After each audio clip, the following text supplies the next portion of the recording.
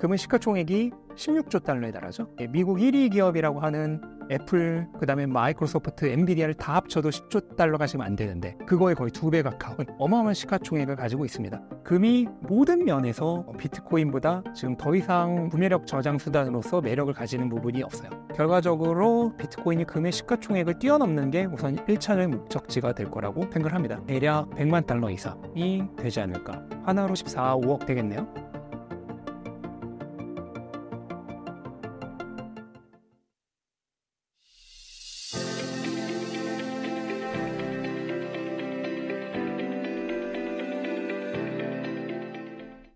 네, 안녕하세요. 저는 유튜브 채널 멘탈이 전부다에서 투자에 관한 얘기를 하고 있고 비트코인 슈퍼사이클 책을 통해서 최근 비트코인 투자에 관해서 얘기하고 있는 철영이라고 합니다. 반갑습니다. 비트코인 가격이 9,500만 원까지 오르며 강한 상승세를 보이고 있습니다. 7,700만 원까지 떨어진 이후 다시 상승세에 접어든 이유는 무엇 때문인가요? 세 가지 정도가 있을 것 같은데요. 우선 첫 번째로는 이번 그 가격 하락에 가장 영향을 줬던 것 중에 하나가 채굴자들의 매도거든요. 채굴자들이 비트코인 반감기 이후에 원래 한 3개월에서 많으면 한 5개월까지도 일반적으로 한 3, 4개월 정도인데 대량으로 매도를 하는 시기를 항상 겪었습니다. 과거 사이클들에서도. 근데 그 이유가 이 반감기가 되면은 생산량이 절반으로 줄잖아요. 채굴량이. 근데 이 채굴업자들이 지불하는 비용은 그대로란 말이에요. 그럼 비용은 그대로인데 수확량은 절반으로 줄어든 거죠. 그럼 당연히 회사 운영 비용이나 여러 가지 면에서 조금 어려워지겠죠. 그래서 비축하고 있는 비트코인들이 있는데 이 비축하고 있는 비트코인들을 이제 반감기 이후에 많이 팝니다. 그래서 반감기 이후에는 항상 가격이 횡보를 하거나 어느 정도 조정을 겪는 기간이 몇 개월 동안 있었어요. 근데 그게 이번에도 똑같이 나타났다는 점. 그게 하나가 있는데 그게 지금 바닥을 좀 완전히 찍은 것은 아니지만 거의 이제 마무리되어가는 그런 여러 가지 신호들이 나오고 있습니다. 그러면서 가격 반동의 일단 원인이 됐고 두 번째로는 독일 정부가 비트코인을 엄청나게 많이 팔았어요. 독일 정부가 그 불법 음원 사이트에서 압수했던 비트코인이 5만 개 있었는데 5만 개라고 하면 어마어마한 양이거든요. 하루 지금 비트코인이 450개씩 생산이 돼요. 채굴이 되는데 그럼 100일치가 넘는 거의 110일치의 채굴 양이잖아요.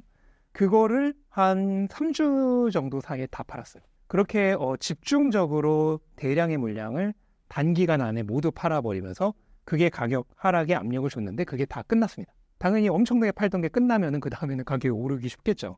그러면서 반등이 왔고 그다음 마지막으로는 트럼프 관련된 호재가 좀 있었죠. 트럼프 후보가 다들 아시다시피 최근에 반암호화폐에서 친암호화폐로 그 스탠스를 바꿨잖아요. 네, 그런데 얼마 전에 그 암살 미수 사건이 발생하면서 이제 일반적으로 뭐 여러 가지 설문조사나 그런 기타 등등에서 트럼프의 당선 확률이 올랐었어요. 근데 그거에 영향을 받아서 그러면 현 집권당은 반암호화폐적인 태도를 취하고 있고 그런데 트럼프 쪽은 친암호화폐적인 스탠스를 취하고 있는데 그 친암호화폐 쪽의 당선 확률이 올랐다.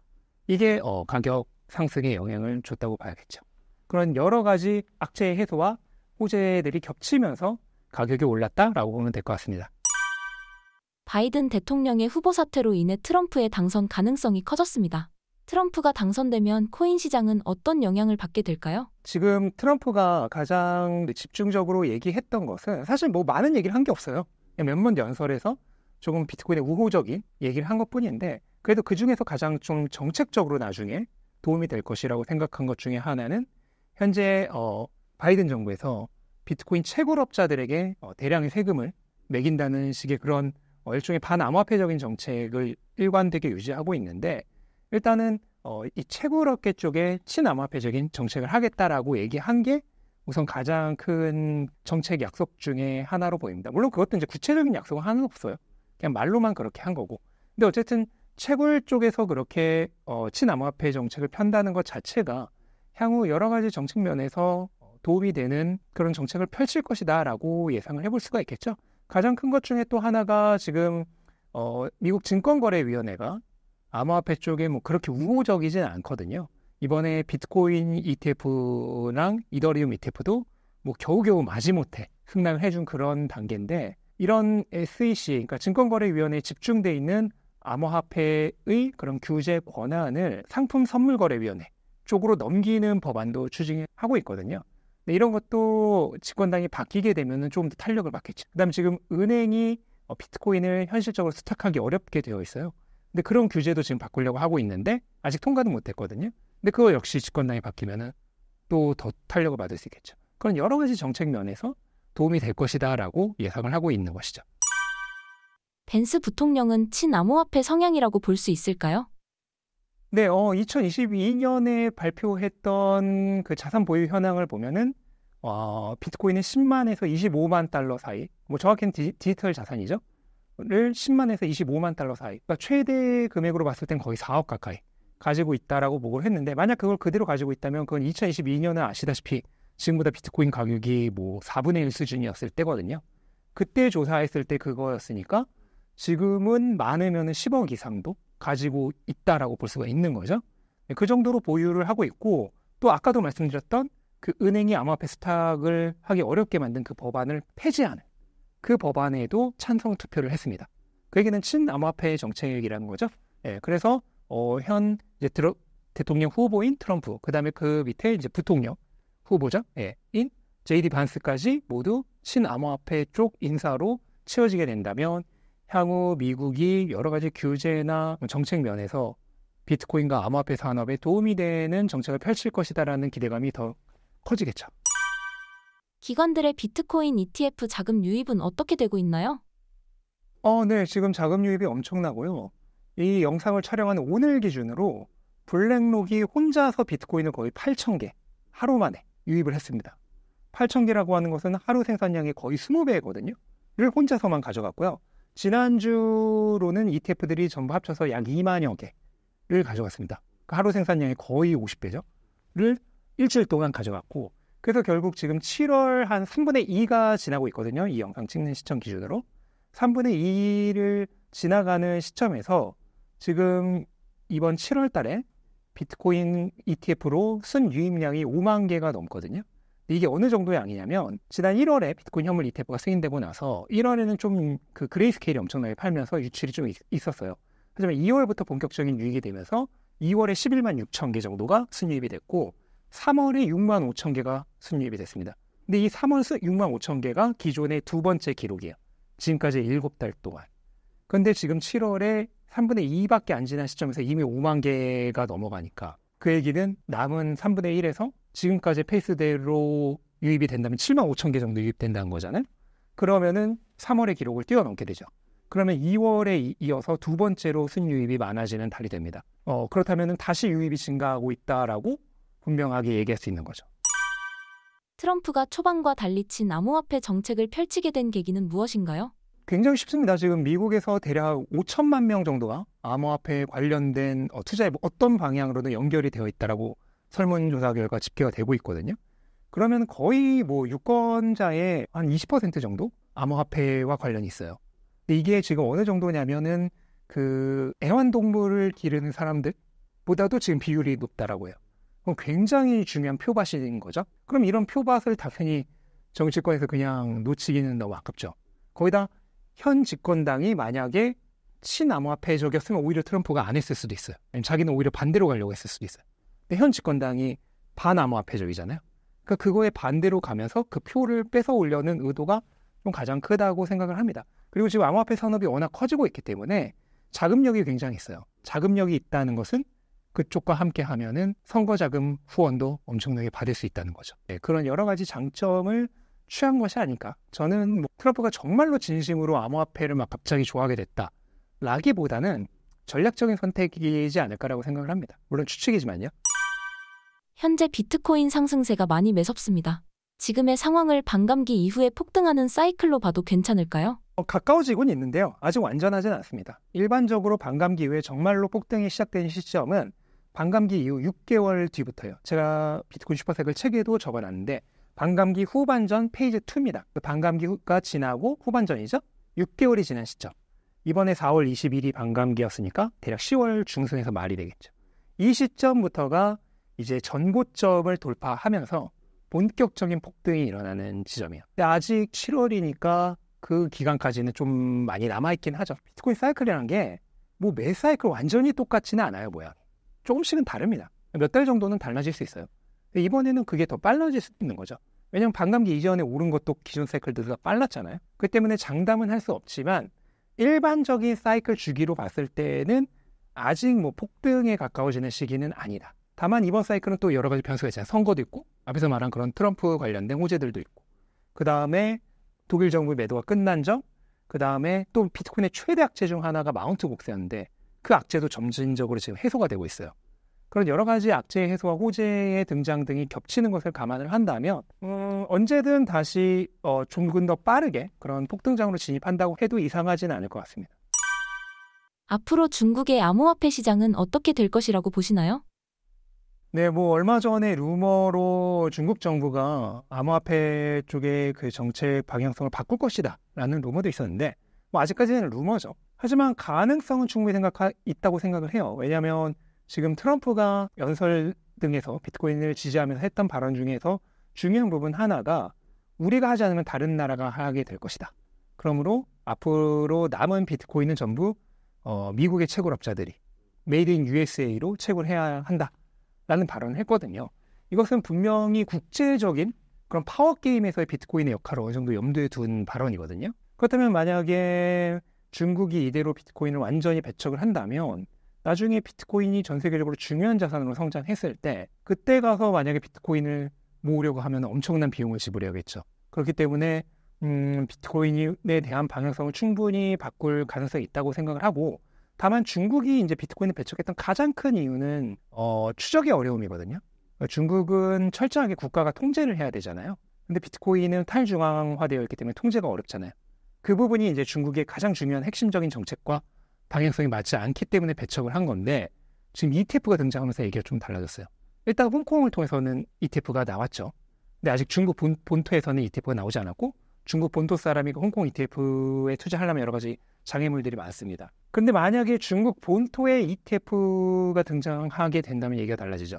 ETF를 통해서 투자를 하게 되면은 중국 정부가 통제하는 게 가능하잖아요. 그 ETF 운영하는 자산 운용사만 통제하면 되는 거잖아요. 그래서 통제 가능성이 생겨버리기 때문에 다시 채굴과 그 다음에 비트코인 운영에 있어서 통제 가능한 범위 내에서 친암호화폐적으로 방향성을 바꿀 가능성은 얼마든지 있다고 생각을 합니다. 작가님이 생각하셨을 때 비트코인 가격을 볼 때 가장 주목해야 할 시기가 있다면 언제일까요? 네, 저는 뭔가 색다른 게 일어나기보다는 그냥 원래 가던 길대로 가는 게 최선인 것 같아요. 이번 사이클도 반감기 전에 ETF로 인해서 갑자기 너무 빠르게 올랐죠. 그래서 반감기 이전에 전고점을 달성한 최초의 사이클이 됐어요. 근데 그게 오히려 약간 독이 되었죠. 그 이후로 굉장히 지난한 지금 거의 반년 가까운 횡보가 이어지고 있잖아요. 그러다 보니까 지금 사이클 속도가요. 과거 2차 사이클, 3차 사이클의 평균 속도로 거의 회귀를 했습니다. 앞에 빨리 달려간 게 다 의미가 없어졌죠.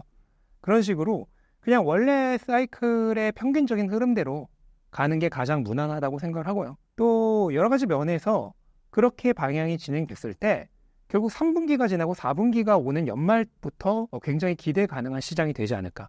왜냐하면 비트코인은 전통적으로 3분기가 가장 약한 달이고요. 약한 분기입니다. 모든 분기 중에도. 그리고 4분기가 가장 좋은 분기예요. 4분기의 평균 수익률이 90%에 달합니다. 그 정도로 4분기가 강력한 분기이기 때문에 이대로 흐름이 진행이 된다면 반감기 6개월 후부터가 좋았다고 했죠? 그럼 반감기 6개월 후가 10월이죠? 10월이 4분기의 시작이죠. 그리고 4분기는 평균 90%가 올랐던 분기죠. 모든 지점에서 연말을 향해서 가격이 좋아질 것이라는 것을 예고하고 있기 때문에 뭐 색다른 호재가 필요 없다고 생각합니다. 별다른 호재 없이 그냥 원래 시나리오대로 진행된다면 이제 여름이 지나고 선선해질 때쯤 돼서 좋은 시즌이 오지 않을까라고 생각을 합니다. 3분기와 4분기의 수익률 차이가 나는 이유는 무엇인가요?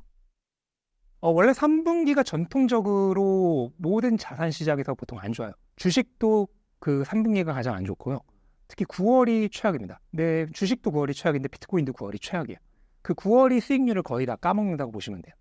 그러면서 3분기가 좀 가장 안 좋았다고 보면 되겠고 이제 9월에 그게 겹치는 이유는 여러 가지 설이 있는데 가장 큰 것 중에 하나는 이제 자산 운용사들이 일반적으로 성과 측정을 할 때 이 9월 분기를 기준으로 성과 측정을 하는 자산 운용사들이 가장 많다고요.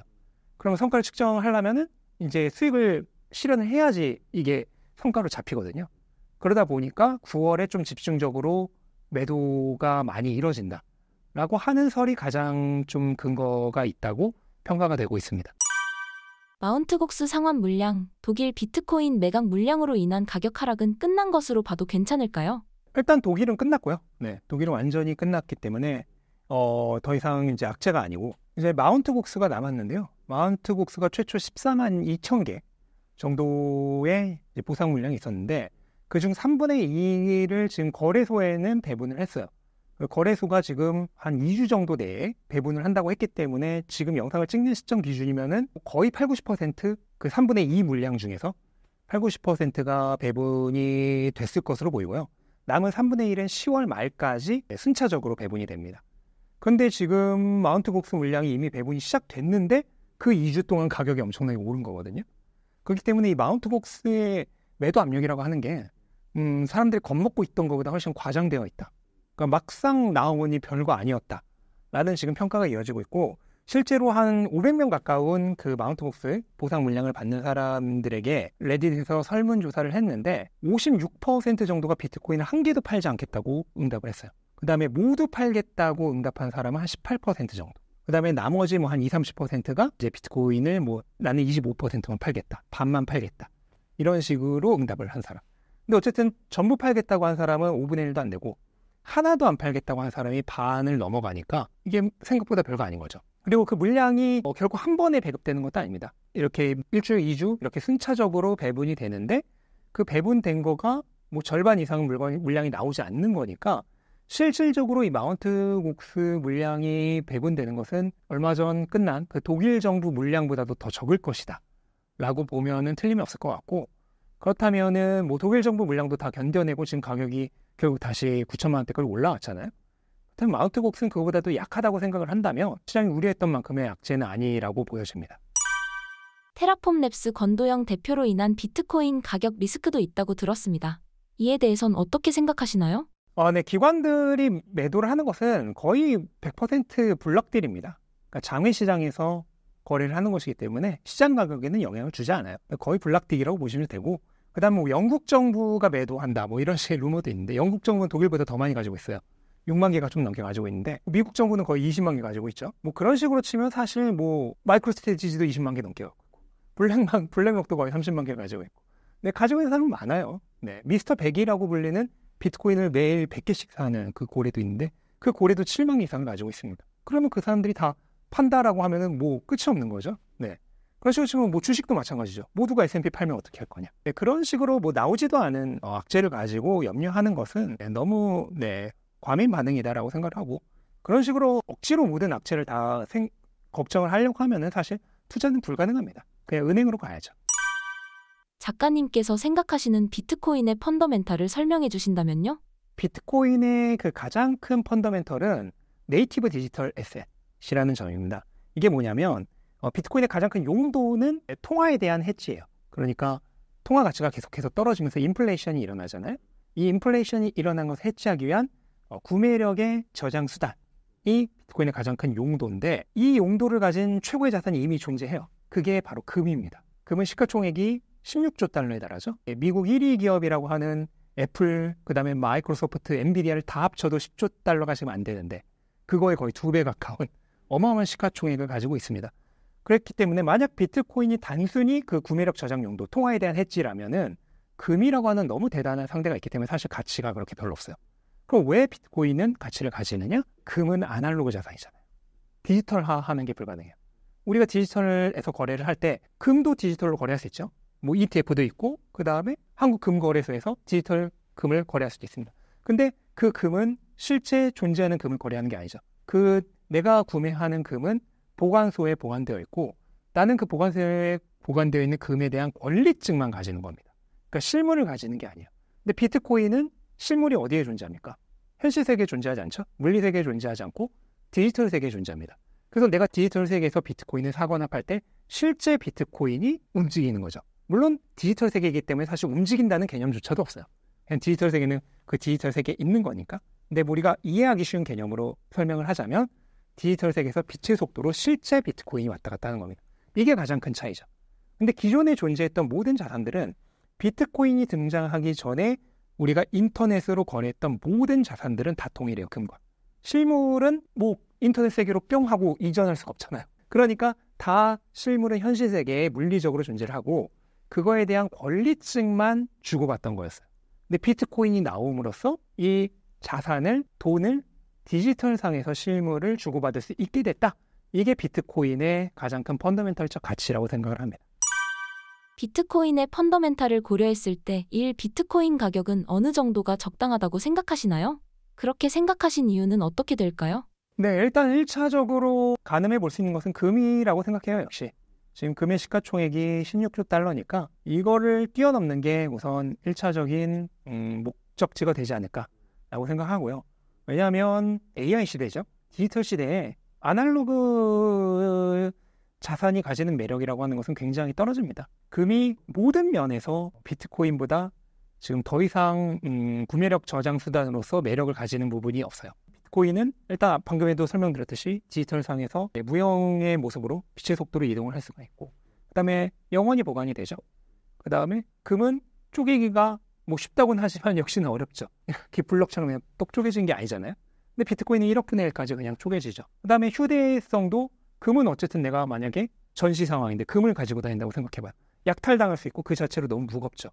비트코인은 가지고 다닐 필요 자체가 없잖아요. 그냥 디지털 세계에 존재하고 나는 그냥 어디를 가더라도 항상 디지털 세계에 그냥 그대로 존재를 해요. 그렇기 때문에 모든 면에서 구매력 저장 수단으로서 비트코인이 금보다 우월하기 때문에 결과적으로 비트코인이 금의 시가총액을 뛰어넘는 게 우선 1차적인 목적지가 될 거라고 생각을 합니다. 그러면 비트코인이 현재 시가총액이 1조 3천억 달러 정도니까 대략 금의 시가총액을 뛰어넘을 때쯤이면은 가격이 한 80만 달러 이상. 그런데 아마도 금도 가격이 조금 더 오르겠죠.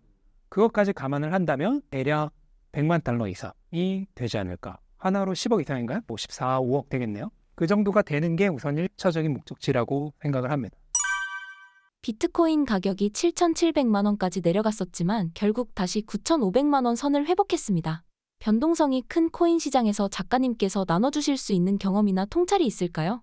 네, 뭐 말로 제가 설명을 드린다고 하더라도 사실 큰 의미가 없는 게 본인이 겪어보지 않으면은 알 수가 없어요. 네, 그런 의미에서 저는 일단 이 영상을 보시는 분들 중에 아직도 투자를 안 하시고 계신 분들이 계시다면 꼭 비트코인이 아니어도 돼요. 뭐 변동성 큰 어떤 자산이라도 다 똑같은데 저는 일단 해봤으면 좋겠습니다. 해보고 그 다음에 실패를 하더라도 그걸 실패라고 생각하지 않았으면 좋겠어요. 그게 경험이 되어서 나중에 훨씬 더 큰 돈을 벌 수 있는 계기가 되어줍니다.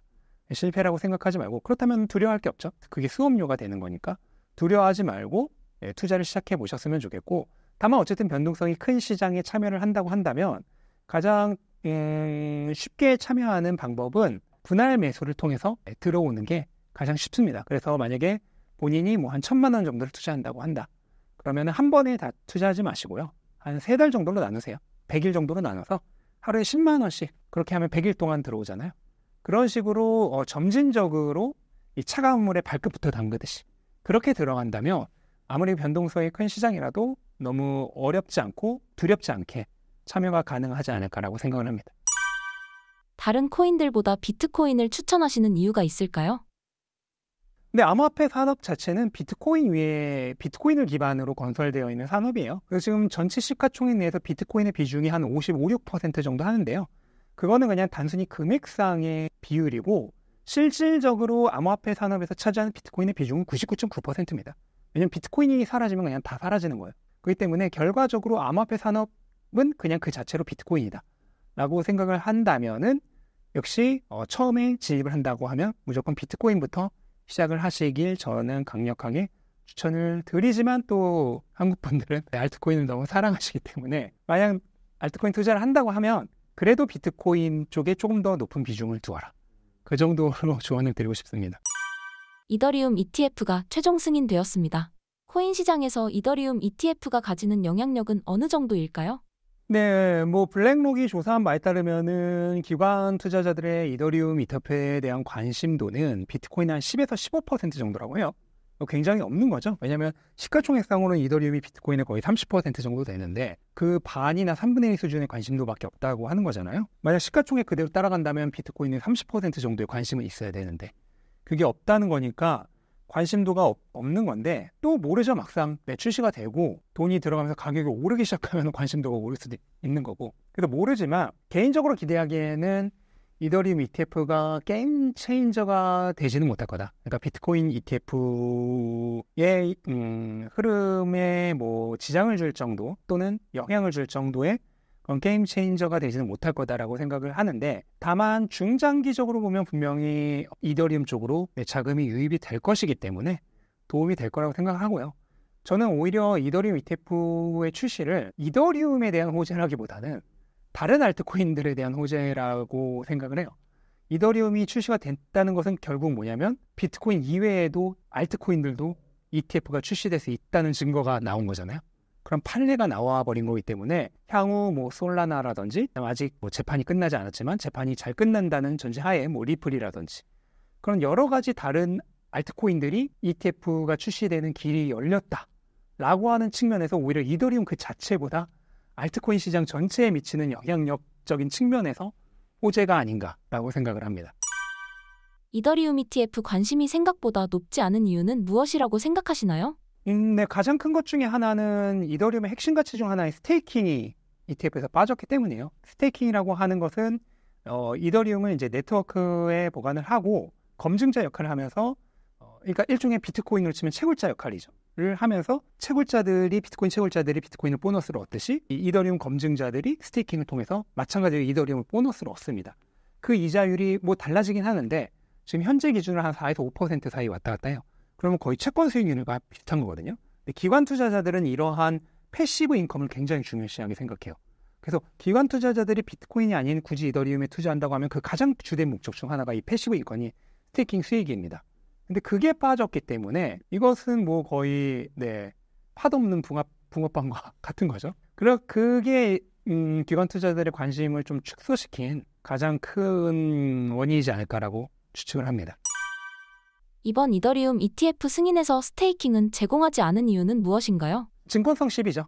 SEC가 뭐 증권성 시비를 가장 지금 암호화폐 규제의 핵심으로 삼고 있는 거잖아요. 스테이킹이 되면서 이득을 얻는다는 측면에서 증권성 시비가 있기 때문에 그거를 염려해서 이제 뺐다라고 생각이 됩니다. 이더리움 ETF 승인 이후 이더리움 가격 전망은 어떻게 예상하시나요? 뭐 비트코인과 비슷하게 된다면은 초기에 하락을 했다가 본격적으로 자금이 유입되면서 가격이 상승한다는 시나리오인데 그 가능성이 더 높다라고 생각을 하고요. 다만 또 한 가지 가능성은 오히려 초기에 조금 비트코인과 다르게 이더리움은 그동안 가격이 펌핑이 안 됐었잖아요. 그렇기 때문에 오히려 이더리움 ETF 출시 이후에 초반에 가격이 펌핑되다가 어느 정도 시간이 흘러서 이더리움도 마찬가지로 그레이스케일이 있거든요. 그레이스케일로부터 매도 물량이 나오고 또 생각보다 유입량이 별로 없다라는 게 밝혀진다면은 오히려 그 이후에 가격이 하락하는 케이스도 생각해 볼 수 있을 것 같습니다. 이더리움 ETF 승인 이후 추가로 ETF 승인 가능성이 큰 알트코인이 있다면 어떤 코인일까요? 볼 것도 없이 솔라나죠. 이미 솔라나는 뭐 두세 개 정도의 자산 운용사에서 ETF 신청을 해둔 상태고요. 그렇기 때문에 뭐 솔라나가 다음이 될 거는 거의 뭐 확실시 되는데 이제 다만 언제 되느냐의 문제죠. 솔라나 ETF는 지금 신청은 했는데 이게 이제 승인이 될까 하는 문제가 있어요. 왜냐하면 솔라나 자체가 SEC에서 그 증권성 시비로 가장 그 이제 대표적인 주자로 삼았던 게 솔라나거든요. 그러니까 우리가 뭐 그 시범 케이스라고 하죠. 그 쥐잡는 시범 케이스로 엮였던 게 솔라나이기 때문에 현 SEC 체제 안에서 과연 승인이 가능할까라는 의문은 들고 있습니다. 근데 과거 이제 비트코인이나 이번 이더리움 ETF의 여러 가지 소식에 있어서 가장 정통했던 그 전문가들에 의하면 내년 3월 정도 승인을 전망한다라고 했는데 만약에 이번 11월에 트럼프 정권이 들어선다면 좀 바뀔 수가 있어요. 친암호화폐적으로 갈 거고 그 다음에 지금 현 반암호화폐적인 태도를 취하고 있는 SEC의 의장인 게리 겐슬러 의장이 물러날 가능성이 제기되고 있어요. 트럼프가 취임을 하면. 그렇게 되면 당연히 친암호화폐적인 인사로 바뀌겠죠, 의장이. 그렇게 된다면은 내년 3월보다 훨씬 더 빠르게 올해 말이나 내년 초 정도에도 승인이 될 가능성도 있다고 생각을 합니다. 작가님의 비트코인 투자 최종 목표는 무엇인가요? 저는 일단 향후 한 뭐 4번에서 5번 정도의 사이클은 가장 많은 투자자분들에게 추천하는 것은 비트코인 사이클 투자입니다. 그러니까 단기적으로 이렇게 가격 보면서 하는 것은 이번에도 겪어보셨겠지만 예측 자체가 불가능해요. 이번에 5만 3천 달러대까지 갔을 때, 뭐 7천만 원대까지 갔을 때, 뭐 수많은 사람들이 이제 6천만 원대 간다, 5천만 원대 간다 그랬어요. 안 갔잖아요, 결국. 또 가격이 막 오를 때는 뭐 얼마든지 간다라고 얘기를 할 수 있는데 단기적인 가격 변동을 맞출 수가 없어요. 신의 이상 맞출 수가 없기 때문에 거기에 투자를 한다고 하는 것은 굉장히 고난이도고요. 물론 정말로 가능한 분들도 계시겠지만 그런 분들이라면 이 영상 안 볼 것 같아요. 그러니까 그런 투자는 어렵고 그다음에 무작정 장기 투자도 사실 쉽지 않습니다. 왜냐하면 비트코인은 그 사이클이 끝나면 일반적으로 70에서 80% 하락을 하거든요. 그것을 일반적인 투자자가 그냥 견뎌낸다? 쉽지 않아요. 다시 원래 가격 회복하는데 2년이 걸립니다. 그거를 견디는 투자자들이 별로 없어요. 그렇기 때문에 그냥 무작정 장기 투자도 저는 추천하지 않고요. 일반인 투자자에게 가장 추천하는 방법은 비트코인은 반감기를 중심으로 3년 상승, 1년 하락의 사이클을 지금 3번 정확하게 반복했습니다. 매 사이클마다 세세한 모양은 달라져요. 하지만 기본 틀은 3년 상승, 1년 하락입니다. 이게 3번 반복되고 지금 심지어 4번째 반복되고 있어요. 제가 비트코인 슈퍼사이클 책 쓸 때 이번 4번째인데 반복될 것이다 라고 얘기했는데 실제로 반복이 되고 있습니다. 그러니까 이 사이클을 따라서 투자를 하는 것을 가장 추천을 드리고요. 그렇다면 2025년 네이버 사이클 또 끝나겠죠? 그럼 2026년에 또 하락장이 오겠죠? 그리고 2027년, 8년, 9년이 또 상승장이 되겠죠? 이때 이제 상승장이 시작하는 첫 해에 비트코인을 분할 매수를 통해 진입을 하고 상승장이 끝나는 마지막 해에 마찬가지로 분할 매도를 통해 빠져나오는 것. 그리고 1년간의 약세장은 그냥 기다리는 것. 이 사이클 투자를 하는 것이 가장 추천할 만한 투자 방법이라고 생각합니다. 신사임당 구독자분들께 하시고 싶으신 말씀은요? 만약 비트코인 투자를 하고 계신 분들이라면 지금 한 반년 정도 조금 지루한 시간, 그 다음에 힘든 시간을 겪으셨을 텐데 이 시간이 끝나가고 있습니다. 네, 끝나가고 있으니까 조금만 견디시면은 정말 즐거운 가을 그리고 연말이 오니까요. 네, 그때까지 조금만 더 힘내셨으면 좋겠습니다.